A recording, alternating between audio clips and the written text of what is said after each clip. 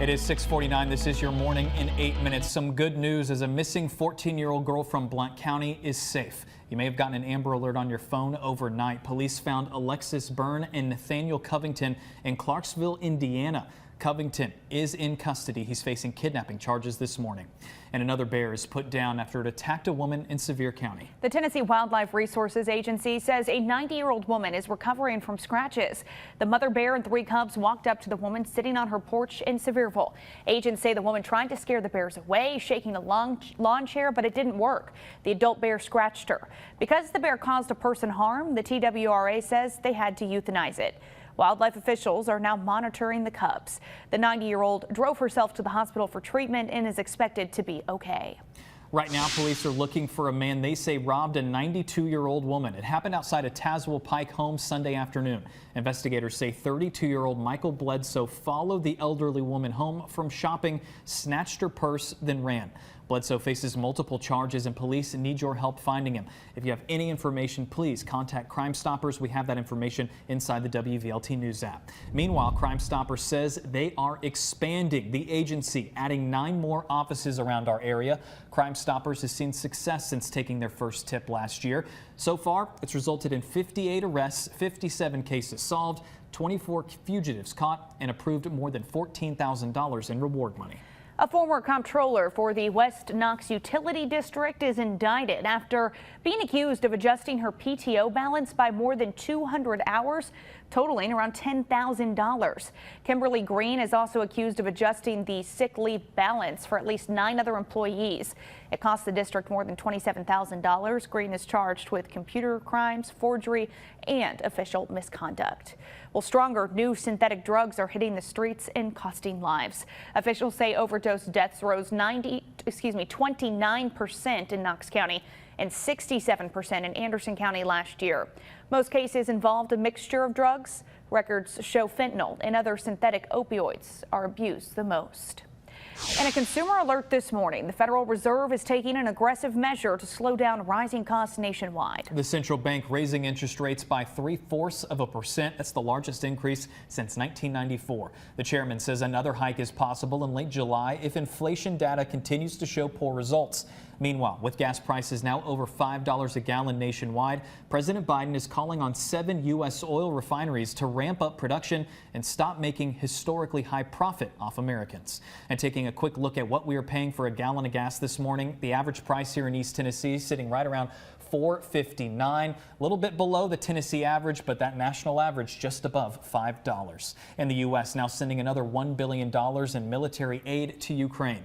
It includes military equipment, thousands of radios and night vision devices, and funds for training and maintenance. Several European nations are also contributing artillery. The U.S. has now provided Ukraine more than $5.5 billion in aid since Russia invaded in February.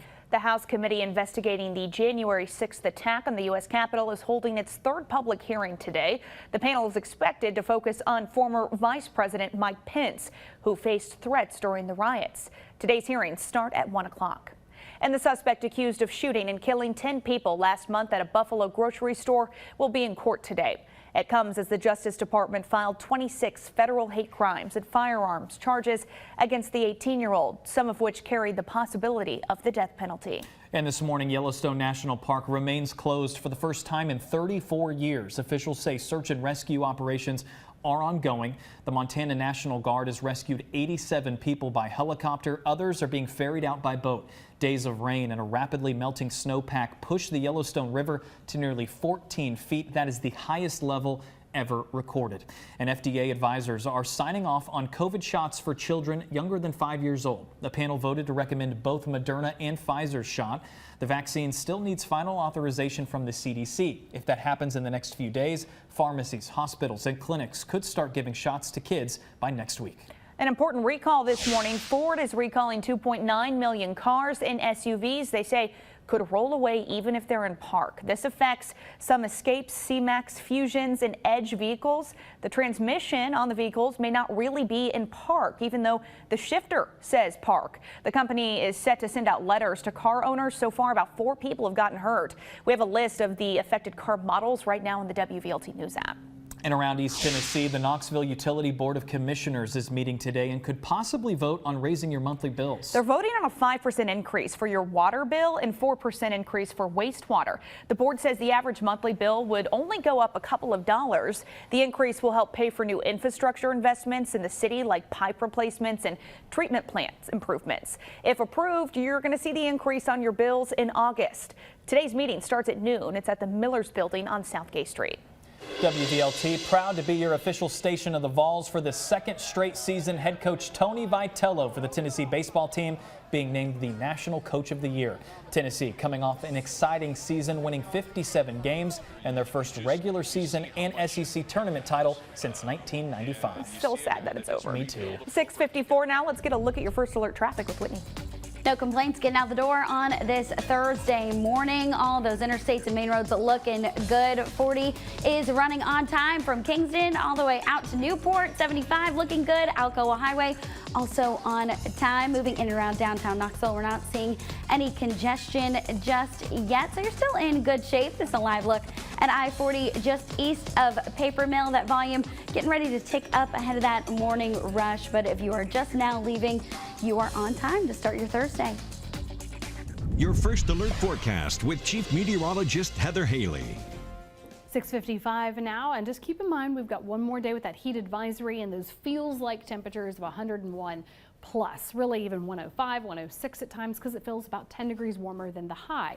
Now it's still pretty warm and humid tomorrow, but we have that midday batch of storms, that change in the weather pattern that wipes out the humidity going into your weekend. So a lot to look forward to there. That rainfall, not widespread, but the drop in humidity will be. So let's take a look at that rain forecast where you live for your Friday. Again, a choppy 0 to a quarter of an inch coming into the southern valley. So you can see where a couple of those spots of rain clip areas like Loudoun County, parts of Knox, North Knox, even right on that line of this ½ inch to an inch that cuts across the plateau. So close in here, you can see that coming across parts of Cumberland, Fentress, Morgan, Scott, and Campbell counties. Again, parts of Anderson to Knox. Right at the Tennessee-Kentucky line, a little lighter rainfall potential north, and then right here far northeast Tennessee catches some of that ½ inch to an inch rainfall as well, coming up into parts of Sevier and Jefferson and Hamlin and Granger counties. So if you're like me, kind of hoping garden, get that rain. But either way, we'll at least all benefit from that drop in humidity. Right now it even feels a couple degrees warmer. 77 in Knoxville feels like 79 for your afternoon. That high of 95 feels like 105. So we're getting closer to that change. Again, we got to track those scattered storms for you coming up on the CW. Then that drop in humidity for a refreshing Father's Day weekend. That refreshing 87. Refreshing. I can't wait. It's the humidity that's refreshing. Exactly. 6:56. We're headed over to WBXX, the CW Knoxville. See you there.